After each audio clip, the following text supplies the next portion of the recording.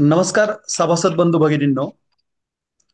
आपल्या माध्यमिक शिक्षक व शिक्षकेतर कर्मचारी सोसायटी अहिल्यानगर याची परवा दिवशी 13 जुलै रोजी वार्षिक सर्वसाधारण सभा आहे आणि ही सभा गेल्या 1 महिन्यापासून गाजते आणि ती गाजण्यामागे विशेष जे कारण आहे तर ते कारण म्हणजे सध्या जे सत्ताधारी त्या ठिकाणी संचालक मंडळ आहे परिवर्तन मंडळाचं.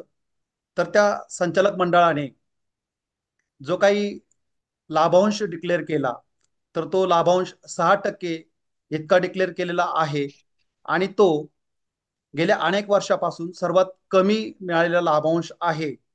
आणि त्याच्यामुळे मात्र सभासदांमध्ये उलटसुलट चर्चा सुरू झाली आणि ही चर्चा सुरू झाल्यानंतर अ, निश्चितचपणाने त्यावर ही बाब परिवर्तन मंडळाला लक्षात आल्यानंतर त्यांनी ही बाब जी आहे तर ती पुरोगामी संचालक मंडळाचा मागच्या वर्षीचा कारभार होता आणि त्याच्यामुळे मात्र नफा कमी झाला आणि त्याच्यामुळे मात्र लाभांश कमी दिला जातोय असं त्या ठिकाणी सांगण्याचा प्रयत्न केला. आणि परंतु सभासदांना मात्र हे मान्य नव्हतं आणि एकंदरीत सभासदांची जी काही मानसिकता आहे ते बघितल्यानंतर त्या परिवर्तन मंडळाने मागील काही दिवसांपासनं त्यांच्या संचालक मंडळामध्ये सीए जे जोशी साहेब आहेत त्यांना बोलावून त्यांना उलटसुलट प्रश्न विचारून त्याची एक व्हिडिओ क्लिप त्या ठिकाणी तयार केली आणि त्या व्हिडिओ क्लिप मधून छोटे छोटे जे काही त्या ठिकाणी त्यांच्या सोयीचे भाग कट करून ते सभासदांना पोलखोल या नावाने त्या ठिकाणी त्यांनी ते व्हिडिओज शेअर केले आणि ह्या संपूर्ण लाभांशसाठी अ, पुरोगामी संचालक मंडळ त्या ठिकाणी किंवा मागचं संचालक मंडळ जे आहे ते जबाबदार आहे असं त्या ठिकाणी सांगण्याचा प्रयत्न केला.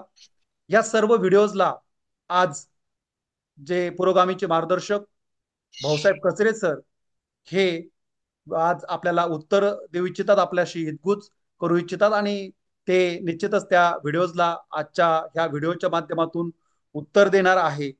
तर आपण त्या ठिकाणी सरांना जे काही त्या व्हिडिओज मधनं वेगळे क्वेश्चन्स विचारले गेले तर त्याविषयी प्रश्न विचारूयात. सर नमस्कार. नमस्कार नमस्कार. या सर्व व्हिडिओज मधून सर्वात महत्वाचा त्या ठिकाणी असं सांगण्यात आलं की यावर्षी जो काही 6% लाभांश दिला गेला तर त्या लाभांशला पुरोगामीचं जे काही संचालक मंडळ होतं मार्च पर्यंत, कारण हा आर्थिक व्यवहार पुरोगामीच्या काळातील आहे आणि ते संचालक मंडळ जबाबदार आहे असं एक आरोप केला जातो. तर याविषयी आपण या ठिकाणी सभासदांना मार्गदर्शन करावं. नमस्कार. मागचा कारभार होता हे बरोबर आहे, कारण आर्थिक वर्ष हे मार्च पर्यंत असतं. हे संचालक मंडळ एप्रिलमध्ये आलेलं आहे हे पण बरोबर आहे. पण लाभांश हा जो दिला जातो, जे संस्थेला एकूण उत्पन्न मिळतं त्या उत्पन्नातून पाहिजे त्या सर्व तरतुदी करून जो निव्वळ नफा राहतो त्या निव्वळ नफ्याच्या 25% रक्कम रिझर्व्ह फंडाला जाते आणि बाकीची रक्कम सभासदांना लाभांशाच्या स्वरूपात मिळते. आता इथं काय झाली गंमत, कारभार मागील संचालक मंडळाचा तरतुदी केल्या यांनी. बरं, तरतुदी करताना लाभांश किती राहतोय, काय होतोय, काय नाही, होऊ द्या, कमी तर कमी जाईल, सगळं मागील संचालक मंडळावरती, आपल्यावरती काही येणार नाही, असा एक त्यांचा समज होता. परंतु 9%वरनं एकदम 6% आल्यानंतर सर्व सभासदांना वाटायला लागलं असं काय झालं मागील वर्षी की ज्यांच्यामुळे एवढा डिव्हिडंड कमी झाला. आणि मग आमच्या लक्षात आलं, अरे यांनी मागील वर्षापेक्षा 16 कोटीने त्या अहवालात ठेवी कमी दिसत आहेत. तरी ठेवीची तरतूद यांनी जवळजवळ 3.39 कोटी जास्त केली. त्याच्यानंतर काहीतरी नवीनच आणले, एक उत्तम जिंदगी म्हणे सहकार खात्याचं परिपत्रक आहे आणि ते आपल्याला कंपल्सरी करावं लागतंय. ते जवळजवळ 2.48 कोटी आहेत. आणि मग असं करून मागच्या वर्षीपेक्षा यांनी सरळ सरळ 5 कोटींनी नफा कमी केलाय. आणि मग नफा निव्वळ कमी राहिल्यामुळे तो डिव्हिडंड कमी झालाय. आता त्याचं ओरड झाल्यानंतर आम्ही केलेलं कसं बरोबर आहे हे सांगण्यासाठी त्यांनी ऑडिटरांना बोलवलं. आणि मग जो त्यांचा एकच प्रयत्न आहे की हे केलेलं आम्ही योग्य आहे. आमची त्यांना विनंती आहे बाबांनो, की उत्तम जिंदगीची तरतूद ही करायची काही गरज नाही. जिल्ह्यातच नाही तर राज्यात खूप पगारदारांच्या संस्था आहेत ज्यांची 100% वसुली असती. त्यांना हे करायची गरज नाही. तुम्ही ते करू नका, ते पैसे बाजूला काढा. आणि जी 3.25 कोटीची एक्स्ट्रा तरतूद केली ती कमी होऊ नये, ती बाजूला करा. बरोबर मागच्या वर्षी इतका डिव्हिडंड सहज देता येतो, संस्थेच्या हिताला कशाला काही बाधा कुठंच येत नाही. परंतु आता हे सगळं राजकारण चाललंय आणि आता सभासदांनी मागचे आणि आत्ताचे कॅल्क्युलेशन केले. अहो, ज्याचं पूर्ण शेअर्स आहे त्याचं जवळजवळ 5,400 रुपयांनी त्याच्या लक्षात आलं का रे बापरे, मागील वर्षापेक्षा डिव्हिडंड मला 5,400 रुपयांनी कमी मिळतोय. मग आता जसं कमीत कमी व्याजाने कर्ज वाटणं हा सभासदां हित असतं, तसं जास्तीत जास्त परतावा देणं सुद्धा सभासद हित आहे.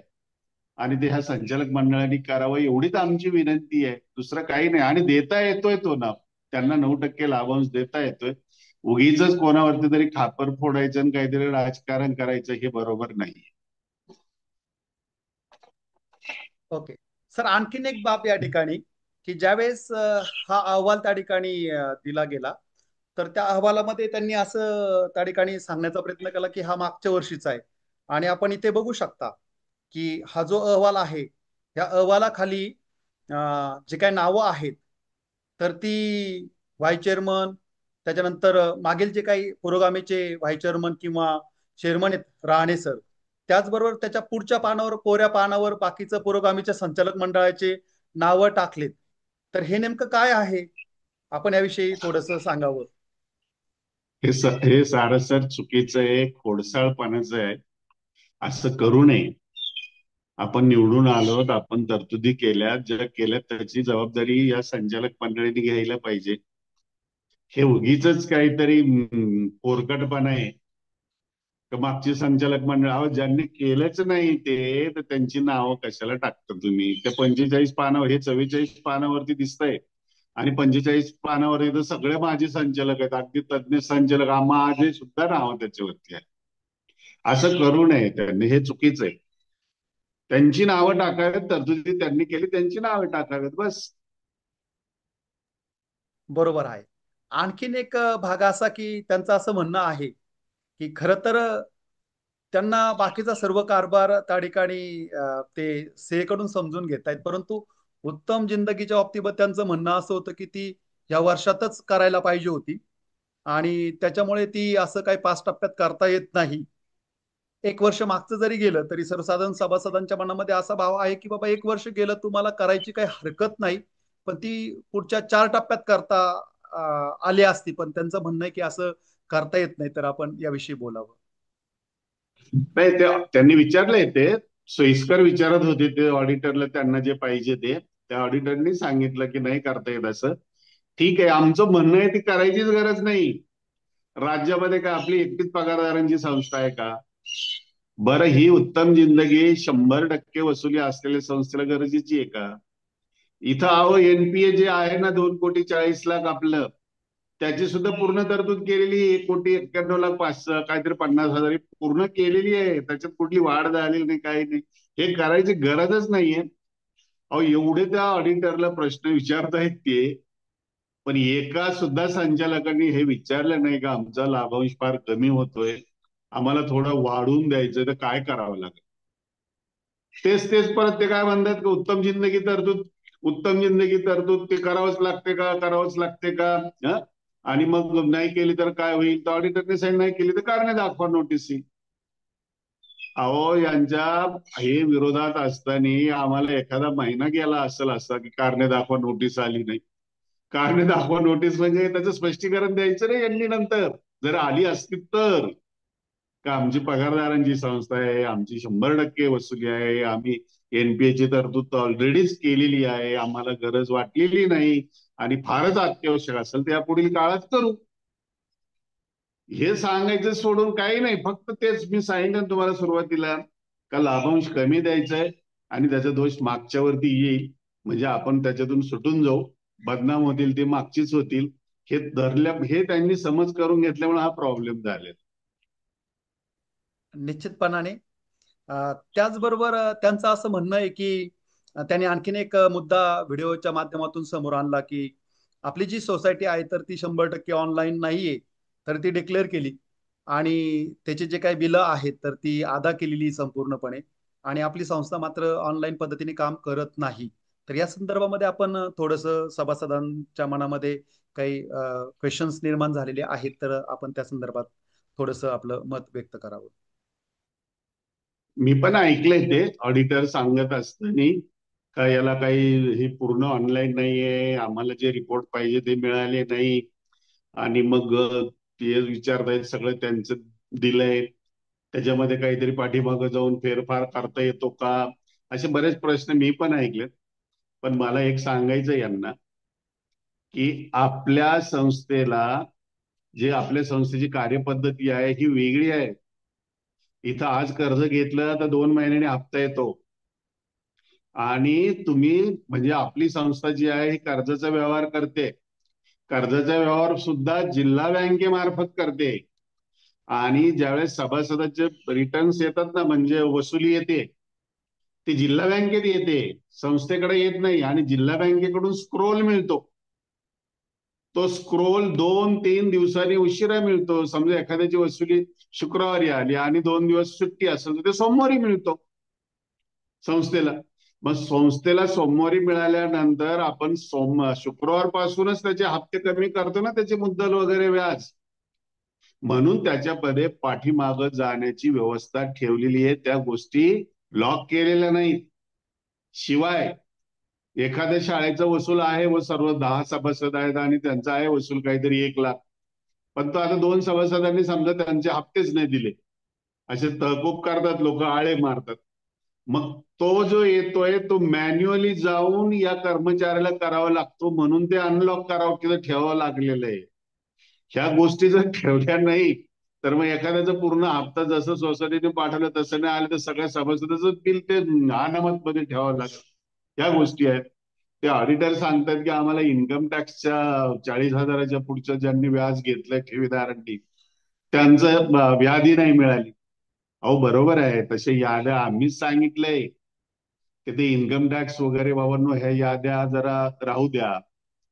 कारण जर असं कळायला लागलं तर परत आपल्या ठेवीवरती एक तर व्याज कमी देतोय, आणि त्याच्यावर इन्कम टॅक्स जर बघायला लागला तर ते जातील ना सभासद बाबतनो.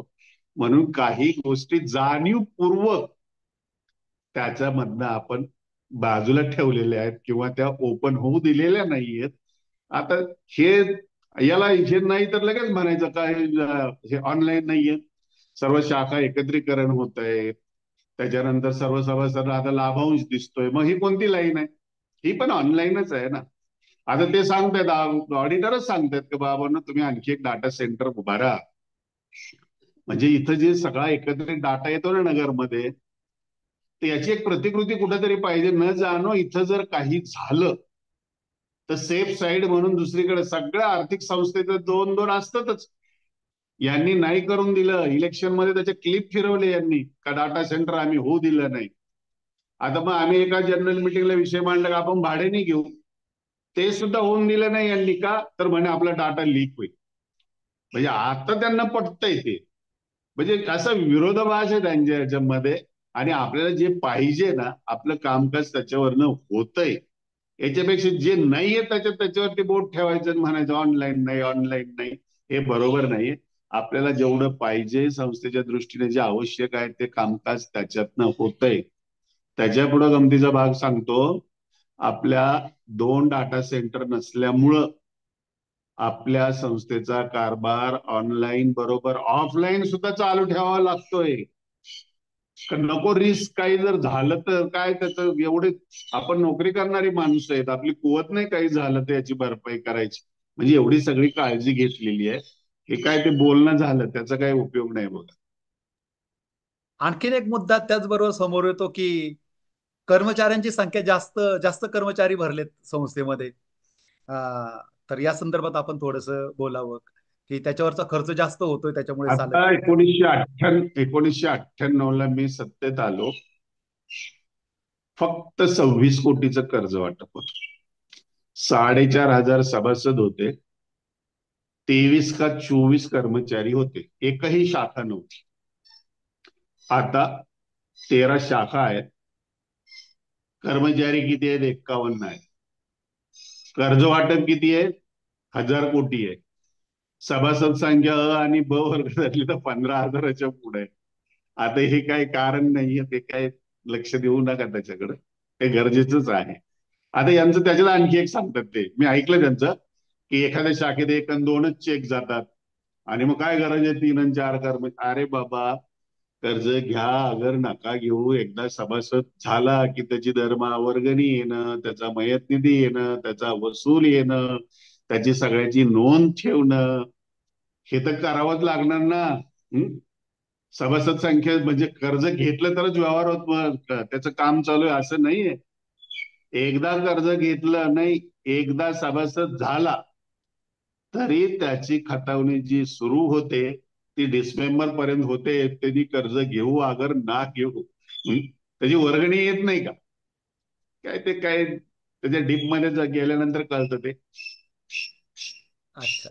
तर त्याचबरोबर आता आणखीन एक मुद्दा समोर येतोय आणि सध्या सोसायटी मधील आपली जी काय अहिल्यानगरची हेड ऑफिस आहे, तिथे काही खुर्च्यांच्या आणि टेबलचे फोटो समोर येत आहेत आणि असं म्हटलं जात आहे की बाबा पेपरमध्ये कुठेही निविदा त्या खरेदी संदर्भात दिसत नाहीये आणि नवीन संचालक मंडळ आल्यानंतर त्याची खरेदी झाली.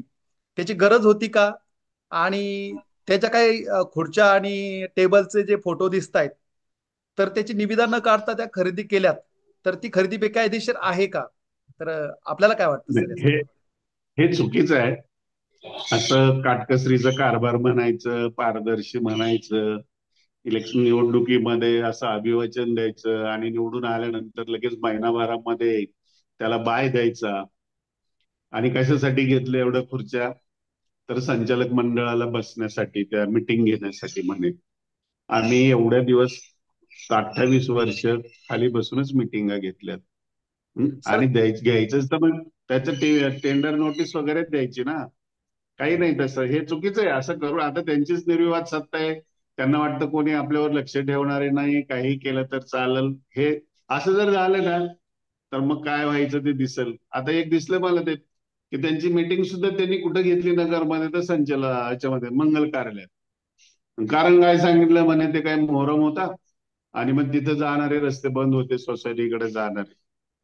आता सोसायटीकडे जाणारे रस्ते बंद होते म्हणजे काय तिथे लोक राहणारे नाहीतच काय? आत्ताच काय जाता येत नाही? अहो, एवढं मोठं सभागृह आहे, एवढा मोठा हॉल आहे, बाकीच्या संघटना वगैरे आपला हॉल घेतात, ते काम मिटिंग घेतात. आता संचालक मंडळाची बाहेर बैठक घेतली म्हणजे 4-5 हजार, त्याला काय 2,000 का होईना भाडं द्यावं लागलं असेल की नाही? आणि काटकसर म्हणायचं बस. काय हे चुकीचं आहे, असं करू नये. उद्या रिसॉर्ट मध्ये घेतील आणि मन दिलंय नाही ते गरजेचं होतं तिकडं, असं काही समर्थन कशाचं करता येतं, ते बरोबर नाही. असे पायंडे जर पडले ना, हे चुकीचे. अच्छा. आणखीन एक कळीचा मुद्दा, तो म्हणजे खरं तर निवडणुकीच्या संदर्भातला आहे सर, की निवडणूक अंतिम टप्प्यात आल्यानंतर तिकीट ज्यावेळेस फायनल व्हायला आली दोन्ही मंडळाची, त्यावेळेस पुरोगामीमधील माजी अध्यक्ष, माजी चेअरमन आणि काही संचालक हे परिवर्तनमध्ये गेलेत आणि परिवर्तनमध्ये जाताना त्यांनी असं म्हटलं की आम्हाला इकडचा कारभाराला कंटाळून आम्ही तिकडे चाललो. नेमकं एक्झॅक्ट तिकीट फायनलच्या वेळेस ते लोक तिकडे का गेली? कारण तिकीट फायनल करताना पण ती तुमच्या बरोबर होती, आता काहींची पुरोगामीचा प्रचार इच्छा करत होती. काही ते काहींची इच्छा होते बरं का, आपल्याला परत तिकीट मिळावं. पण आता 2-2 वेळा झालंय, किंवा त्या ठिकाणी जर आणखी उमेदवार आहेत आपल्याला आणि त्यांना दिलं तर चांगलं राहील, असं जे होतं आमचं. त्याच्यामुळे काहींचे तिकीट बदलले. जे गेलेत ना, ते तिकीट बदल म्हणजे तिकीट न मिळाल्यानंतर गेले. अच्छा. मग आता ते काय थोडस ते आरोप करणारच. आता काय कंटाळले होते, मग ते अगोदरच गेले असते तर जाऊ दे, त्यांच्याकडे काय महत्वाचं नाहीये ते.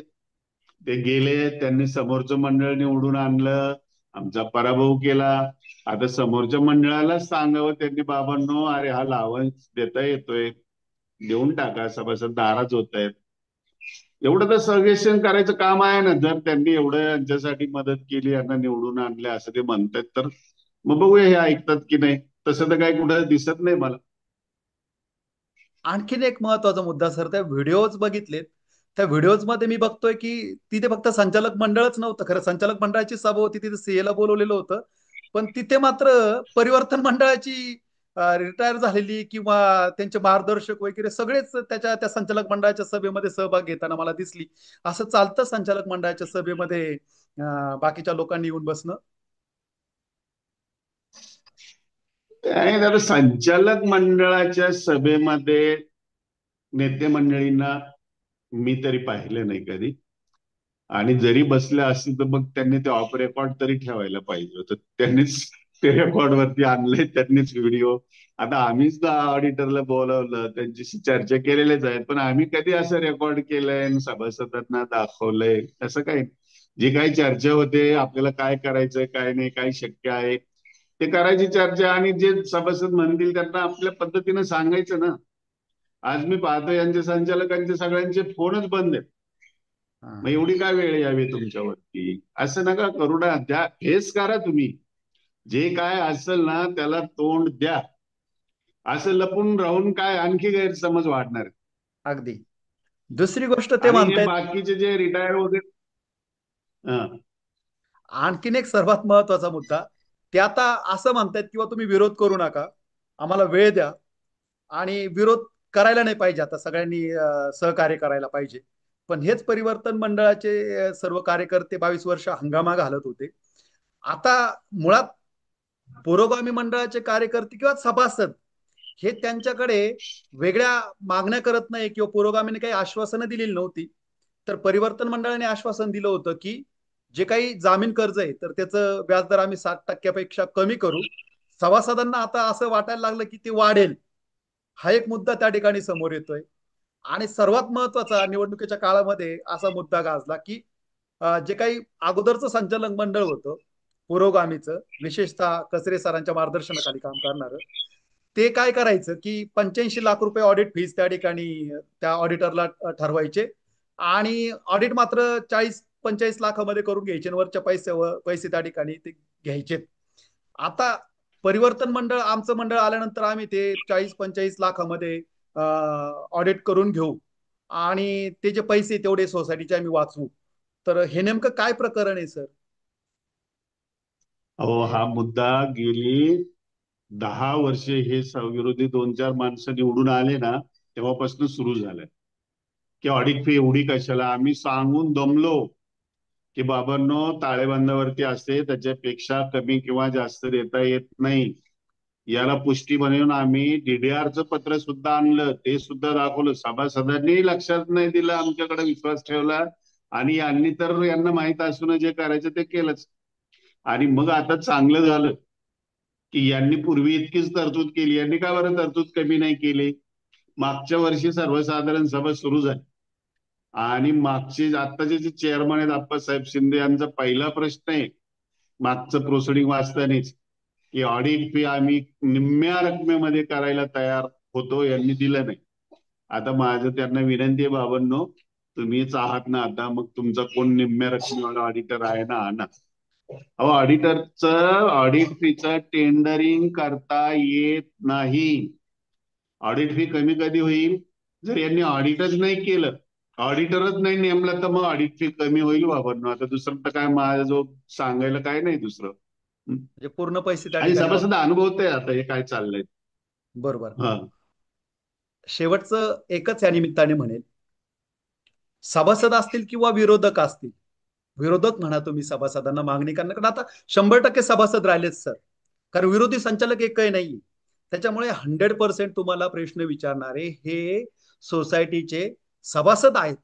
काही माझी सभासद विचारत असतील, सपोज तुम्ही त्या ठिकाणी काही मुद्द्यांना त्या ठिकाणी हात घालता, परंतु तुमच्यावर ॲलिगेशन करतायत म्हणून तो तुम्हाला अधिकार आहे त्यांना विचारण्याचा. आता 100% सभासद आहेत. सभासद तुम्हाला काहीही वेगळं मागत नाहीये. निवडणुकीला सामोरं जाताना तुम्ही इतका सुंदर जाहीरनामा समोर ठेवलेला होता आणि त्या जाहीरनाम्याला भुलून व्यक्तिगत प्रेमात पडेल असा जाहीरनामा होता. व्यक्तिगत मला पण असं वाटलं की अरे किती सुंदर जाहीरनामा आहे, असं जर झालं तर माझी सोसायटी किती सुंदर होईल आणि सभासदांचं किती हित होईल. तर एकच संदेश आहे की तो त्या जाहीरनाम्याच्या पलीकडे काहीच करू नका.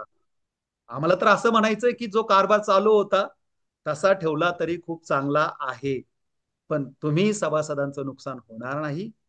आणि जर असे उलटे पालटे त्या ठिकाणी निर्णय घेऊन जर ठेवी कमी झाल्यात, जर लोक डिसमेंबर झाली, तर निश्चितपणाने व्याजदर वाढल्याशिवाय राहणार नाही. व्याजदर वाढण्याची नांदी त्या ठिकाणी दिसून येते. ते जर झालं तर सभासदांमध्ये मोठा आक्रोश होईल आणि त्यांना मात्र त्या ठिकाणी आपण का निवडून दिलं पुरोगामी संचालक मंडळाला, हा प्रश्न आल्याशिवाय राहणार नाही. या प्रश्नाचं उत्तर बरोबर आहे. अगदी त्याकडे असेल का? अगदी बरोबर आहे तुम्ही जे सांगताय ते. अहो, आपली संस्कृती चालू आहे ना, केवळ कुठल्याही आर्थिक संस्थेपेक्षा इथला व्याजदर कमी आहे म्हणून चालू आहे. इथला जर व्याजदर वाढला तर तुम्ही सभासद लगेच बाहेरच्या बँकांचे कर्ज घ्याल, कारण बँका आता तुम्हाला फार लाड करतायत पगारदारांची. या आमच्याकडे, आम्ही देतो, इझी आहे, सोपं करून ठेवतात. मग तसं जर झालं तर काय करायचं? म्हणून या संचालक मंडळाला पहिलं करावं लागेल, हा व्याजदर मेंटेन ठेवावा लागेल. याच्यात वाढ करून चालणार नाही. आणि त्याच्याही पेक्षा आणखी ते सांगता येत नाही इतरत्र नुसते आरोप दोषारोप. तुमची पूर्ण सत्ता आहे, सभासदांनी तुम्हाला निवडून दिलेलं आहे, तर तुम्ही आमच्यापेक्षा काकणभर, फार काही नाही मी म्हणतो काकणभर, बरं जाऊ द्या, काकणभरच सोडून द्या, आमचं जसं चाललेलं होतं त्या पद्धतीने तरी चाला. अहो, 5 रुपये सुद्धा कर्ज मर्यादा वाढवू शकले नाहीत आणि 5 पैसे सुद्धा कर्जाचं व्याजदर कमी करू शकले नाहीत. बरोबर. यांनी वचननामा जो दिला ना, एकदा यांनी पाहावा. आणि त्या वचननाम्यातले जे गोष्टी आहेत त्या सभासदांना कुठेच दिसेनात, म्हणून सभासदांचं लक्ष या लाभांशाकडे गेलंय. निश्चितपणाने सर. नाहीतर यांनी जर लाभांश दिला असतं ना मागच्या सारखा, तर मी तर म्हणतो हे बाकीच्या गोष्टी सभासदांच्या लक्षात पण आल्या नसत्या. आता म्हणजे यांनी जे केलंय ना, ते खरोखर चांगलं केलं. त्या सर्व सभासदांना जाग आहे आणि बरोबर. सर्व सभासदांचं आता लक्ष संस्थेकडे जायला लागले. अरे काय चाललंय, की तरतुदी म्हणजे काय, निव्वळ नफा काय आहे? हं? आता ऑडिट फी, आता यांनी त्या ऑडिटरला विचारलं नाही का ऑडिट फी कमी देता येते की जास्त देता येते, तुम्हीच सांगा. त्याची क्लिप टाकतायत काही? त्यांनी विचारलेलं आहे त्यांना, त्यांनी सुद्धा सांगितलं असं काही करता येत नाही, पण कुठे त्याची क्लिप नाही टाकत. सरळ सरळ सोयीस्कर टाकतात. त्याच्याही पेक्षा माझ्या एक गोष्ट लक्षात आली, हे जे माजी 3 संचालक आहेत, अप्पासाहेब शिंदे, बाबासाहेब बोडखे आणि महेंद्र हिंगे, यांना हे सगळं माहिती आहे. आणि यांनीच हा कमी लाभांश देण्याचा कुटाणा ह्या नवीन संचालक मंडळाला अंधारात ठेवून केला. आणि मग जास्त ओरड झाली बाहेर, जास्त आक्रोश झाला, मग हे नवीन संचालक यांना विचारायला लागले का असं का, असं का, नेमकं आम्ही म्हणत होतो म्हणून यांनी ऑडिटरला आणून त्यांच्या समोर सारवासारव करण्याचा प्रयत्न आहे. दुसरं काहीही नाही. सरळ माझा आरोप आहे यांच्यावरती का ऑडिटरच्या पदरा आड लपून हे यांनी कमी लाभांश जो दिलेला आहे सभासदांना, त्यांचं केवळ समर्थन करण्यासाठी ह्या क्लिपा, काय ते व्हिडिओ वगैरे हे टाकतायत. आणि हे अतिशय पोरकटपणा आहे बघा. हे काही निश्चित मॅच्युरिटीचं लक्षण नाही. निश्चितपणाने आणि सर. हे जरी म्हणत असतील ना, हे जरी म्हणत असतील ना आम्ही नवीन आहोत आणि आम्हाला वेळ द्या, 10 वर्षापासून हे संचालक आहे, मागचा कारभार यांनी पाहिलेला आहे. आणि मग असं म्हणून जर वेळ मारून नेत असतील तर ते योग्य नाही. हे कुठंतरी जबाबदारीपासून पळू पाहतायत, टाळू पाहतायत जबाबदारी, हे आपल्याला दिसतंय आता. आणि आर्थिक संस्थेमध्ये अशी अवास्तव आश्वासनं दिली, नको त्या गोष्टी सांगितल्या, लोकांना बोलवलं आणि त्या दृष्टीनं काहीच करता येत नाही असं ज्यावेळेस दिसतं ना, त्यावेळेस सभासदांना कळतं अरे हे दिशाभूल करत होते. अहो, मयत निधी म्हणे आम्ही उत्पन्नात नफ्यातून देऊ, कसं शक्य आहे?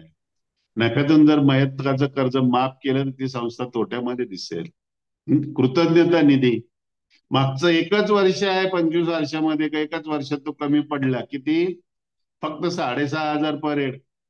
आम्ही म्हटलं पुढच्या वर्षी घ्या, कोणी काही नाही केलं. ठीक आहे बाबांनो, द्या पुढच्या वर्षी. मग आमचं तेच म्हणणं आहे, आता 2-3 वर्ष रिटायरमेंट आहे, पूर्वीप्रमाणे चालू ठेवा. नाही पुरलं तर पुढच्या वर्षात द्या, नाही पुरलं तर पुढच्या, असं करा ना.